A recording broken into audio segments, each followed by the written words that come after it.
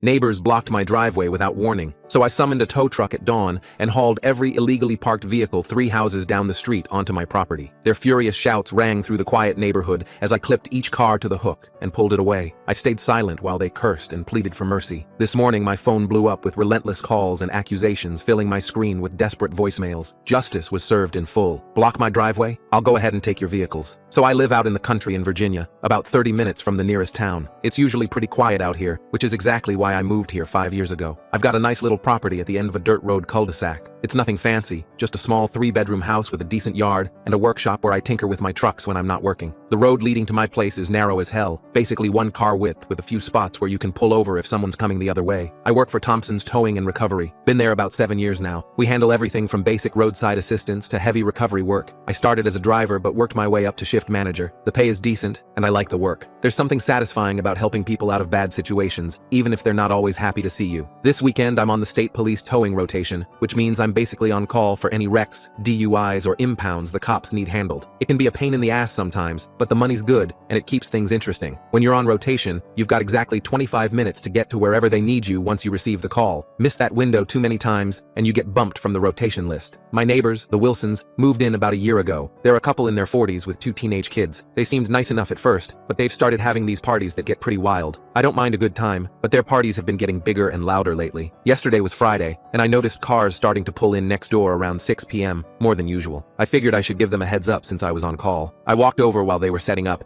and found Mrs. Wilson, Patricia, hanging up some string lights on their porch. I waved as I approached. "Hey Patricia, looks like you're having a big one tonight." She smiled and nodded. "Yeah, Megan's home from college for the weekend. Thought we'd let her have some friends over." I explained that I was on call and might need to leave at any time during the night. I asked if she could make sure none of their guests blocked my driveway. She seemed totally fine with it, promised to tell everyone where not to park. I even pointed out the no parking signs I'd put up after the last big party they had. We chatted for a few more minutes, and I headed back home feeling pretty good about the whole thing. Around 9 p.m., I noticed the party was getting louder, a lot louder, and there were way more cars than I expected. This wasn't just some friends, this was looking like half the county was showing up. Still, none of them were blocking my driveway yet, so I just minded my business. I spent the evening watching some Netflix and doing a bit of paperwork. The rotation had been quiet so far, which was unusual for a Friday night. Usually, we get at least a couple of drunk drivers or fender benders. I was just thinking about heading to bed when my phone rang around 12:30 a.m. It was my boss, Mike. "Hey, can you head out to that multi-car accident on Route 29? Sounds like we'll need both the rotator and the light-duty flatbed." "No problem," I told him. "I'll head out now." I got my boots on, grabbed my high-vis jacket, and collected my gear. When I stepped outside, the party next door was in full swing. The music was blasting so loud I could feel the bass from my porch. There were people everywhere, not just inside the house but all over their yard, and they definitely weren't just college kids. Most looked like high schoolers, and they were all clearly wasted. I walked to my truck, and that's when I saw it. My driveway was completely blocked, not by 1 or 2 cars, but by a whole line of them. There were pickup trucks, sedans, even a couple of those stupid lifted Jeeps that never see actual off-road use. I counted at least 15 vehicles parked across my driveway and along the narrow road. I tried backing out through my side yard, but with all the rain we'd had this week, the ground was basically clay mud. Even with my 4x4, I knew I'd get stuck. I checked the time. I had about 20 minutes to get to the accident scene before I'd miss my window. I took a deep breath and started walking toward the Wilson house. The music got louder with every step. By the time I reached their property, I had to practically shout just to hear myself think. The front door was wide open with people spilling in and out, red cups everywhere. Some kid was puking in the bushes. As I tried to make my way to the door, some drunk guy in a backwards cap stepped in front of me. "Yo, who the fuck are you?" He was swaying slightly, beer sloshing out of his cup. "I'm the neighbor. Need to talk to Patricia or Tom." I tried to step around him. "This is private property, old man. You weren't invited." He was maybe 19, trying to look tough in front of his friends who were now watching us. I didn't have time for this shit. "Look, I just need to find the homeowners. It's important." Another kid joined him. "Dude, it's probably just some boomer coming to complain about the noise." I pushed past them and made my way into the house. The place was packed wall to wall with drunk teenagers. The furniture had been pushed to the sides,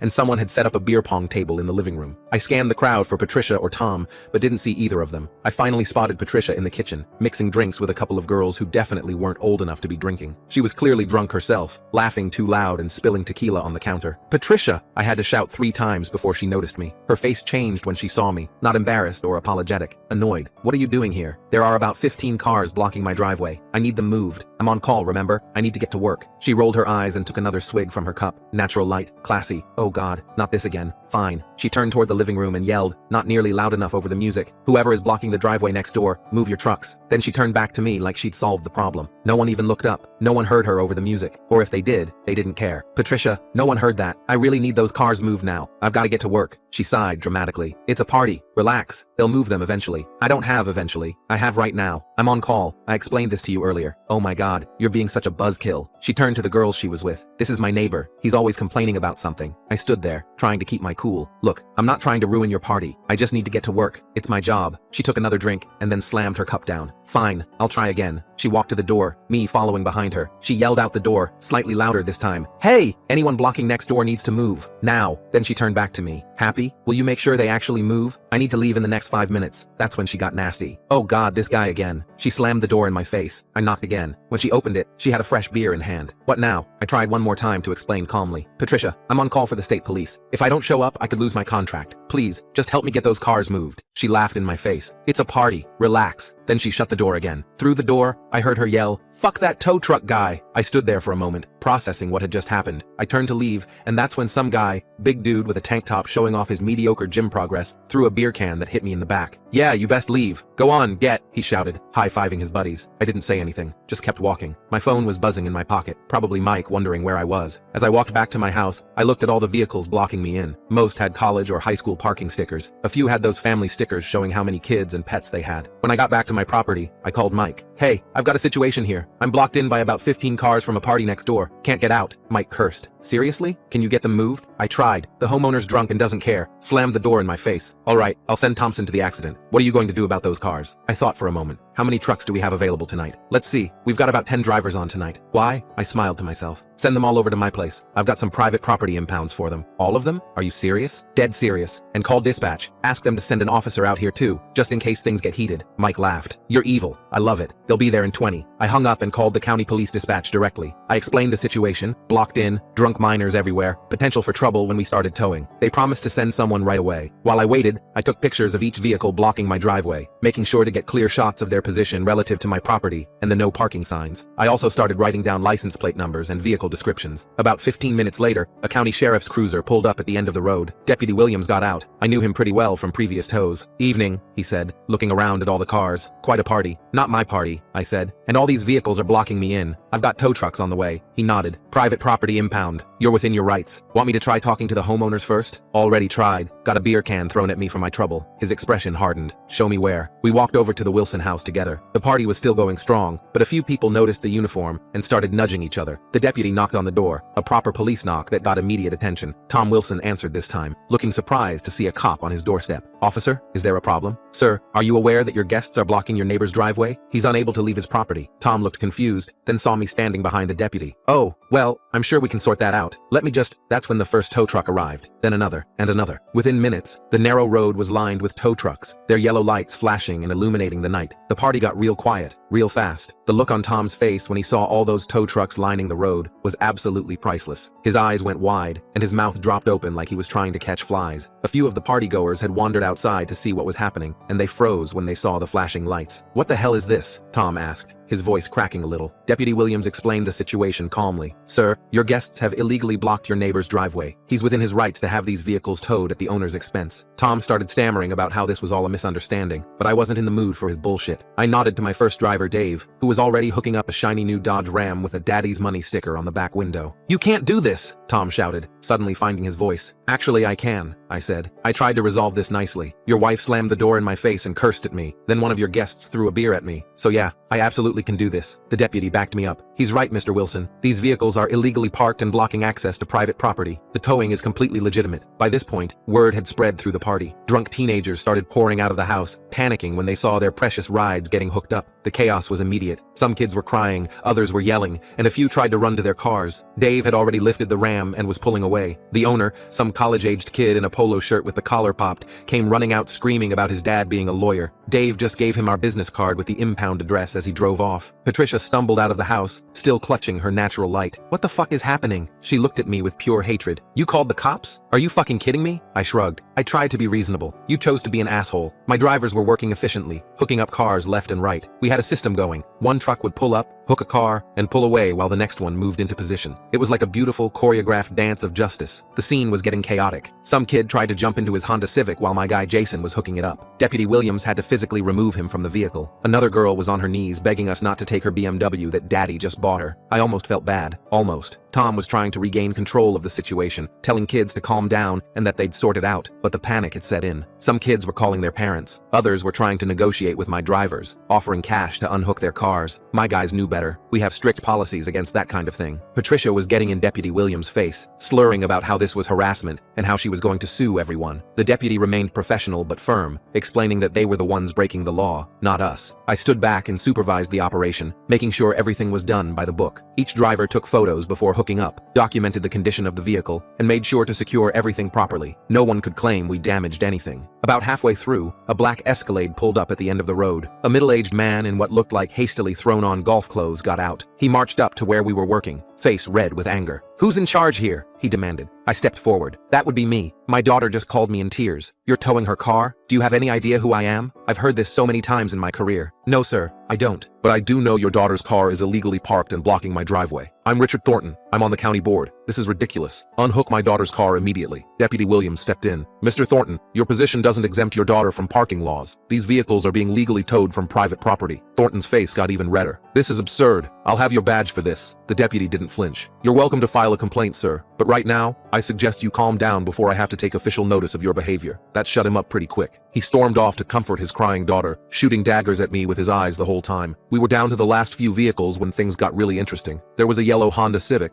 a gold Chevy Silverado, and an old Ford F-150 left to tow. The Civic owner must have been watching from inside the house. As soon as one of my drivers approached his car, he came sprinting out, jumped in, and peeled out of there, nearly hitting 2 people in the process. Deputy Williams radioed in his plate number, but I wasn't too concerned about one getting away. The Silverado girl was a different story. She came stumbling out, clearly wasted, fumbling with her keys. Deputy Williams immediately moved to intercept her. "Ma'am, you appear to be intoxicated. I can't allow you to drive." "I'm fine," she slurred, trying to push past him. "It's my truck. You can't take it. I can't let you drive in this condition," the deputy explained. "It's for your safety and everyone else's." She wasn't having it. She somehow managed to get around him and into her truck. She started it up and threw it in reverse, tires spinning in the mud as she tried to escape. But she was so drunk she couldn't drive straight. She veered off the driveway and into my yard, tearing up my grass and getting stuck in the mud. The deputy approached her vehicle cautiously. "Ma'am, please turn off the engine and step out of the vehicle." Instead, she gunned it, digging deeper into my yard and spraying mud everywhere. The deputy had to jump back to avoid getting hit. That's when this went from a simple tow to something more serious. Deputy Williams called for backup and approached the vehicle again, this time with his hand on his holster. "Turn off the vehicle now and step out with your hands visible." The girl finally seemed to realize she was in serious trouble. She shut off the engine and started crying. When she got out, she could barely stand. The deputy administered a field sobriety test, which she failed spectacularly. She couldn't even touch her nose. While this was happening, I noticed Patricia and Tom having a heated argument on their porch. Tom seemed to be yelling at her, gesturing wildly at the tow trucks and the mess in their yard. Patricia was crying, mascara running down her face. I couldn't hear what they were saying, but it was clear this party had just caused some serious marital problems. The deputy handcuffed the Silverado girl and read her rights. Turned out she was only 19, definitely not old enough to be drinking. She got charged with underage drinking, DUI, and resisting an officer. Not a great night for her.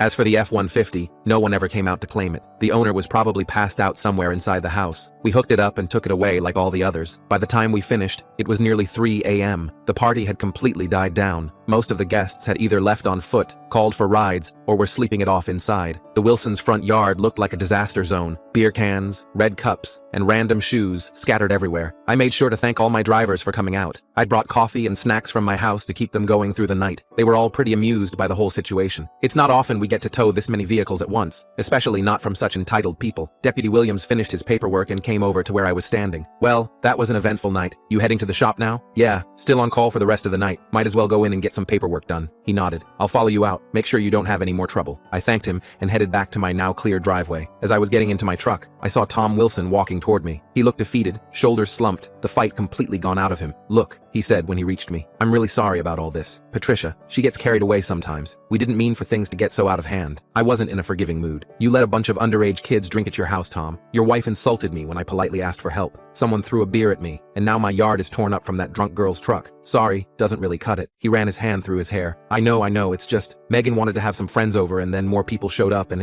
I don't know how it got so out of control. Well, now you've got a yard full of trash, probably a house full of puke, and a bunch of angry parents who are going to be calling you when they find out where their kids' cars are. He winced. Yeah, where did you take them anyway? How much is this going to cost? I handed him one of our business cards. Thompson's Towing and Recovery. Standard rate is $289 for the tow, plus $55 a day for storage, and a $100 gate fee since it's after hours. And tomorrow's Sunday, so we're closed. That means everyone's looking at a minimum of $499 to get their vehicles back on Monday. His eyes widened. Jesus Christ. Should have thought of that before you let your party get out of hand, I said, climbing into my truck. Oh, and you might want to lawyer up. Serving alcohol to minors is a pretty serious offense in Virginia. I left him standing there, looking like his world was crumbling around him. Maybe it was a bit harsh, but after the night I'd had, I wasn't feeling particularly charitable. When I got to the shop, Mike was waiting for me with a grin on his face. Holy shit, you actually did it. Thompson told me you called in the whole fleet, but I didn't believe him. I laughed as I poured myself a cup of coffee. Believe it, we got 14 vehicles total. One got away, but the rest are all tucked in nice and cozy in the impound lot. That's going to be one hell of a payday, Mike said, shaking his head in admiration. You get any pushback? Some. County board member showed up throwing his weight around. Deputy Williams shut him down pretty quick. One girl got arrested for DUI after she tore up my yard trying to escape. The rest just watched in horror as their precious cars got hauled away. Mike laughed. Bet they won't park in your driveway again. Damn right they won't. I spent the rest of the night cleaning equipment and catching up on paperwork. Around 6 a.m., I started getting calls. The first was from a very angry mother demanding to know where her son's truck was. Ma'am, your son's vehicle was illegally parked on private property and blocking a driveway. It's been impounded at Thompson's Towing and Recovery. This is outrageous. He was at a friend's house. You can't just tow people's cars. Actually, I can. When they're illegally parked and blocking access to private property, that's exactly what we do. I'm calling my lawyer. This is highway robbery. I remained calm. You're welcome to do that, ma'am, but I have photographs showing your son's vehicle clearly parked in front of a no parking sign and blocking a private driveway. Your lawyer will tell you the same thing I'm telling you. The tow was completely legal. She hung up on me. I got about a dozen more calls just like that over the next few hours. Some threatened lawyers, others begged for a break on the fee, and a few actually apologized for their kids' behavior. I gave the same answer to all of them. They could pick up their vehicles on Monday when we reopened, and here's how much it would cost. Around noon, I finally headed home, exhausted, but satisfied. The Wilsons' house was quiet when I drove past. Their yard was still a mess, but someone had made an attempt to pick up some of the trash. I noticed Tom's car was gone, but Patricia's was still there. Trouble in paradise, perhaps. I slept for a few hours, then got up to assess the damage to my yard. The Silverado had left deep ruts in the grass and mud. It would take some work to fix, but nothing too serious. I took photos for insurance purposes, just in case. Sunday passed quietly. I caught up on some sleep and did a few chores around the house. The Wilsons' place remained eerily quiet all day. No sign of life except for Patricia briefly coming outside to get the mail. She didn't look in my direction. Monday morning, I headed to the shop early. I knew we'd be busy with people coming to retrieve their vehicles. I made sure all the paperwork was in order and that we had the payment system ready to go. The first person showed up right as we opened at 8 a.m. It was the popped collar kid whose Ram we'd towed first. He had his father with him, a stern-looking man in an expensive suit who was clearly used to getting his way. I understand you have my son's truck, the father said, his tone clipped and professional. We'd like it back immediately. I pulled up the paperwork. That'll be $499. We take cash, credit, or debit. $499? That's absurd. For what? $289 for the tow, $110 for 2 days of storage, and a $100 gate fee for after-hours impound. The father's face reddened. This is highway robbery. My son was at a friend's house. He wasn't doing anything wrong. I pulled out the photos we'd taken. Your son's vehicle was parked here, directly in front of this no parking sign, blocking this driveway. The homeowner requested the vehicle be removed. Everything was done by the book. The father examined the photos, looking for any loophole. Finding none, he reluctantly pulled out his wallet. This is the last time I'm bailing you out, he told his son, who looked like he wanted to disappear. As they were paying, I had a little stroke of genius. I added a note to their receipt. Special thanks to Patricia Wilson for hosting the party that got your vehicle towed. The father read it and frowned. Patricia Wilson? Is that the homeowner who had you tow the car? I kept my face neutral. I'm not at liberty to discuss the details of the tow request, sir. He folded the receipt and put it in his pocket, giving his son a look that promised a serious conversation later. I did the same thing for every vehicle owner who came in that day. Each receipt thanked Patricia Wilson for getting their car towed. It was petty, I know, but after the way she'd treated me, I figured she deserved to have some angry parents knocking on her door. The day was a parade of angry parents, embarrassed teenagers, and entitled college kids. Some tried to argue, others tried to negotiate, but all of them ended up paying paying. By the end of the day, we'd collected nearly $7,000 in towing and storage fees. The last person to show up was Richard Thornton, the county board member. He walked in like he owned the place, looking down his nose at our modest office. "I'm here for my daughter's car," he announced, not bothering with pleasantries. I pulled up the information. "That'll be $499, Mr. Thornton." He slid his credit card across the counter without a word. As I processed the payment, he fixed me with a cold stare. "You know,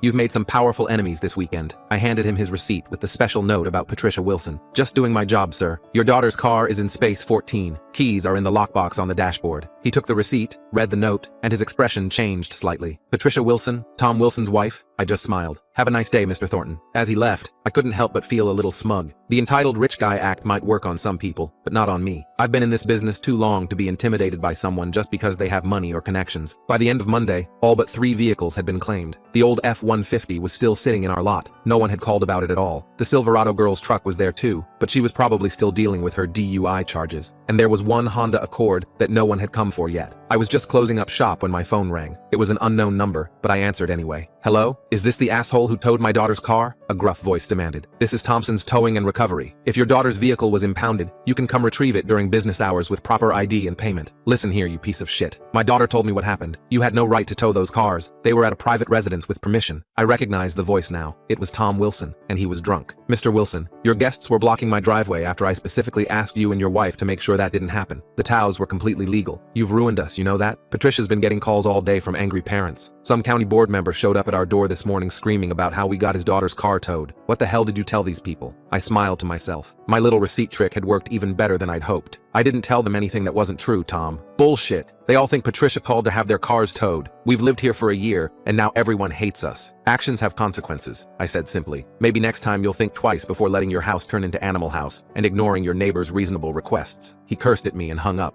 I put my phone away, feeling a mix of satisfaction and a tiny bit of guilt. But then I remembered Patricia slamming the door in my face, calling me names, and that guy throwing a beer at me. The guilt evaporated pretty quickly after that. As I drove home that evening, I noticed the Wilsons' house was dark. Tom's car was in the driveway, but Patricia's was gone. I wondered if she'd left him, or if she was just out somewhere. Not that I cared much either way. The next morning, I woke up to find a note taped to my front door. It was from Tom. "I'm sorry about what happened this weekend. Patricia and I are getting divorced. She's moved in with her sister for now. I want you to know I never approved of how out of control that party got. I should have put my foot down. I hope we can eventually be civil neighbors. Tom." I folded the note and put it in my pocket. I hadn't meant to contribute to breaking up a marriage, but then again, if one wild party was all it took to end their relationship, they probably had deeper issues. Over the next few days, things slowly returned to normal. The ruts in my yard got filled in. The unclaimed F-150 turned out to belong to some kid who'd borrowed it from his uncle without permission. He was too scared to come claim it after it got towed. The Silverado girl's parents eventually came to get her truck, looking embarrassed and apologetic. Tom Wilson kept to himself. I saw him outside occasionally, doing yard work or getting his mail, but he always gave me a wide berth. The parties stopped completely. The neighborhood returned to the quiet, peaceful place I'd moved here for in the first place. About 2 weeks after the incident, I was working in my garage when a county sheriff's vehicle pulled into my driveway. For a moment, I worried that someone had filed a complaint about the tows, but when the door opened, it was Deputy Williams, off duty and in civilian clothes. "Hey there," he said, walking up to my garage. "Got a minute?" "Sure," I said, wiping my hands on a rag. "What's up?"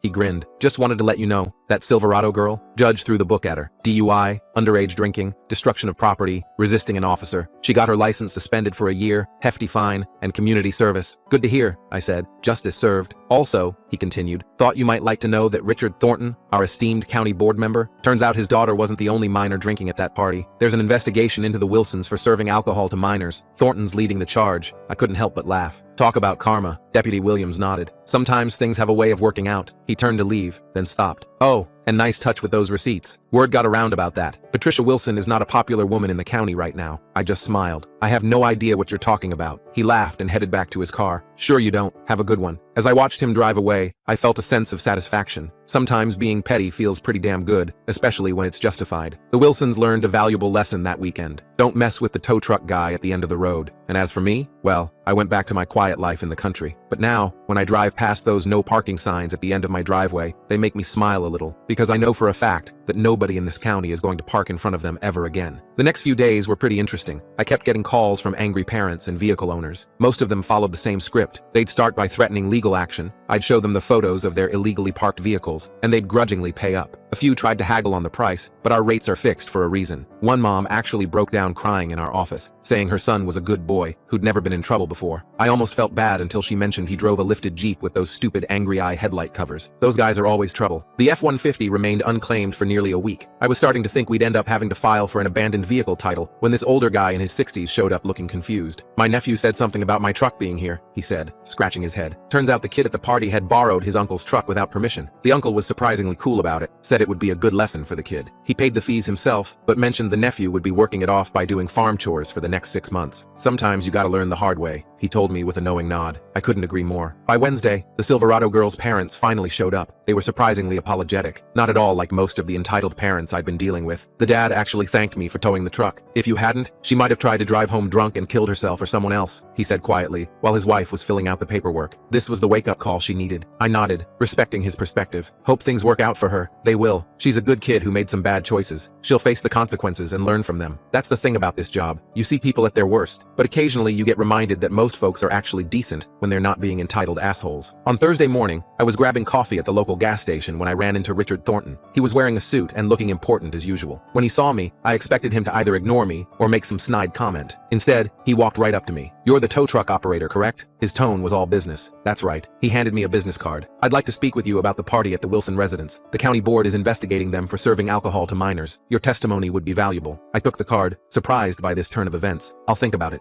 "Please do. What happened that night was unacceptable. My daughter is 19 years old. She shouldn't have been drinking, and I've dealt with her accordingly. But adults who provide alcohol to teenagers need to be held accountable." I couldn't argue with that logic. "I'll give you a call." He nodded curtly and walked away. I stood there holding his card, thinking about how quickly the tables had turned. The Wilsons had gone from hosting the party of the year to being social pariahs and potentially facing legal trouble. When I got home that evening, I noticed Tom Wilson outside checking his mail. He looked rough, unshaven, wearing the same clothes I'd seen him in yesterday. When he saw me pull up, he gave an awkward wave. I waved back, deciding to be civil. The weekend came and went without incident. No parties, no drama, just the peace and quiet I'd moved out here for in the first place. I spent Saturday fixing the ruts in my yard from the Silverado incident and Sunday doing maintenance on my truck. Monday morning, I was heading out to work when I noticed a for sale sign had appeared in the Wilsons' yard overnight. Tom was outside adjusting it when I drove past. Our eyes met briefly, but neither of us acknowledged the other. At work, Mike was full of questions about the aftermath of what we now called the great tow job of 2023. "So the Wilsons are selling their place? Damn, you really ran them out of town," he said, looking impressed. I shrugged. "Not my intention. I just wanted to get to work that night without being blocked in. Still, it's pretty epic. The guys are still talking about it. Dave said he's never seen so many drunk teenagers crying in one place." I laughed, despite myself. "Yeah, it was quite a scene. Oh, by the way," Mike added, "Thompson wanted me to tell you he's giving you a bonus for all those tows. Said it was the most profitable weekend we've had all year. That was unexpected, but welcome news. Tell him I appreciate it." "Will do. Oh, and there's a guy waiting in the office for you. Says he needs to talk about one of the tows from that night." I headed to the front office, wondering what fresh complaint I'd have to deal with now. To my surprise, it was Deputy Williams, in uniform this time. "Morning," he said, standing up when I entered. "Got a minute to talk?" "Sure. What's up?" "The county prosecutor is building a case against the Wilsons for serving alcohol to minors. They want statements from everyone involved that night, including you." I nodded. "Thornton mentioned something about that. I'll help however I can." "Good. They'll probably want you to come in and give a formal statement this week." He handed me a card with the prosecutor's information. "Also, just so you know, that girl who tore up your yard, she pled guilty to DUI and underage consumption. Got her license suspended for a year, plus community service and a hefty fine." "Seems fair," I said. "One more thing," Williams added, lowering his voice. "Word around the department is that Tom Wilson filed for divorce. Apparently this wasn't the first time Patricia's partying got out of hand, just the most expensive." I wasn't sure how to respond to that. Not my business, but I can't say I'm surprised. Williams nodded. "Anyway, just wanted to give you the heads up about the prosecutor. They'll be in touch." After he left, I sat at my desk thinking about how one night had caused such a cascade of consequences, all because some entitled people couldn't respect a simple request not to block my driveway. The next couple of weeks were relatively uneventful. I gave my statement to the prosecutor, providing the photos I'd taken and a detailed account of what happened that night. The case against the Wilsons was moving forward, though I heard Patricia was trying to pin all the blame on Tom. One morning, about 3 weeks after the incident, I was having breakfast when someone knocked on my door. It was Tom Wilson, looking like he hadn't slept in days. "Got a minute?" he asked, his voice rough. I hesitated, then nodded and stepped aside to let him in. He declined my offer of coffee and got straight to the point. "I'm moving out next week. The house is sold." "That was quick," I remarked. "Motivated seller," he said with a humorless laugh. "Look, I didn't come here to make excuses. What happened that night was wrong. Patricia and I should have controlled the situation better." I just nodded, waiting for him to continue. "The divorce will be final soon. Patricia's facing charges for serving alcohol to minors. I might be too, though my lawyer thinks they'll drop the charges against me since I wasn't even home when most of those kids showed up." He ran a hand through his hair. "Our lives are basically ruined here." "I didn't set out to ruin anyone's life, Tom. I just wanted to get to work. I know. That's why I'm here. I wanted to apologize before I leave. I should have stepped up that night instead of letting Patricia handle it. I knew she was drunk and wouldn't take you seriously. His apology seemed genuine, which surprised me. I appreciate that. Anyway, the new owners are a retired couple. No wild parties to worry about. He attempted a smile. So, no hard feelings? I considered for a moment. No hard feelings. We shook hands, and he left. I watched him walk back to his house, shoulders slumped under the weight of how quickly his life had fallen apart. I didn't feel responsible exactly, but I couldn't help wondering if things might have gone differently if I'd handled the situation another way. Nah, probably not. Some people just have to learn the hard way. The following weekend, I noticed a moving truck at the Wilsons' place. Tom was directing the movers while Patricia was nowhere to be seen. By Sunday evening, the house was empty, and the Wilsons were gone. Monday at work, I got an unexpected visitor. It was the girl who'd been arrested for DUI after tearing up my yard with her Silverado. She looked much different now. Sober, for one thing, and clearly nervous. Hi, she said, fidgeting with her keys. I'm Amber. I, just wanted to apologize for what happened, and for messing up your yard. I was surprised by the apology. Thanks, I appreciate that. Part of my community service is making amends to people I hurt, she explained. I was really stupid that night. I could have hurt someone. Well, the yard's fixed now. No permanent damage done. She nodded, still looking uncomfortable. Also, I wanted to pay for the repairs. She held out an envelope. It's not much, but it should cover the grass seed and stuff. I took the envelope, genuinely impressed by her maturity. Thanks, that's very responsible of you. I'm trying to be, she said with a small smile. My parents took my truck keys for the next 6 months, even after my suspension is up. Can't say I blame them. After she left, I opened the envelope. There was $200 in cash and a handwritten note apologizing again for her behavior. It was more than enough to cover the yard repairs I'd already done. The note mentioned she was now attending AA meetings, even though the court hadn't required it. Maybe some good would come out of this mess after all. The next few months were peaceful. The new neighbors moved in, a retired couple named the Johnsons, who waved whenever they saw me and kept their property immaculate. No wild parties, no drama, just quiet country living. I ran into Deputy Williams at the gas station one afternoon in late summer. He updated me on the legal aftermath of that wild night. Patricia Wilson got probation and a fine for serving alcohol to minors, he told me. Tom got the charges dropped since he wasn't home when most of it happened. They're officially divorced now. What about the kids who were drinking? Most got community service and alcohol education classes. That Silverado girl is actually doing really well in her program. Her probation officer says she's become a model participant, even speaking to high school kids about the dangers of drunk driving. I nodded, thinking about her apology at the shop. Good for her. Oh, and get this, Williams added with a grin. Richard Thornton used the whole incident as a platform for his re-election campaign. He's running on a Protect Our Children ticket now, talking about cracking down on underage drinking. Politicians, man. He shook his head. Never waste a good crisis, I guess, I said. As summer turned to fall, the incident became just another story people told around town. Remember when that tow truck guy hauled away half the cars at that wild party? I'd occasionally overhear at the diner or gas station. My reputation had taken on a slightly legendary quality. Don't mess with the tow truck guy at the end of the road. One Saturday in October, I was working in my garage when a tow truck pulled up. It was Dave, one of my drivers. Boss wants you to see this, he said, handing me an envelope. Inside was a newspaper clipping from the County Gazette. It was a small article about Patricia Wilson pleading guilty to furnishing alcohol to minors. The article mentioned that she'd moved to another state after her divorce, and the sale of her home following an incident involving multiple vehicles being towed from an out-of-control party. There was a note from Thompson. Thought you'd want this for your scrapbook. Best night of business we ever had. I laughed and pinned the article to my garage wall. A reminder that actions have consequences, and sometimes those consequences involve a fleet of tow trucks in the middle of the night. Life eventually returned completely to normal. The story of the great tow job faded from local gossip as newer, juicier scandals took its place. The Johnsons turned out to be perfect neighbors, quiet, respectful, and they even brought me cookies at Christmas. Sometimes when I'm on call and it's late at night, I think about that crazy evening. All I wanted was to get to work, and instead, I ended up in the middle of small-town drama that changed several lives forever. Was I petty? Maybe a little, but I stand by what I did. The moral of the story? Don't block someone's driveway, especially not a tow truck driver's driveway, because we have the means and the motivation to make you regret it in ways you never imagined. And those no parking signs at the end of my driveway? They haven't been ignored since.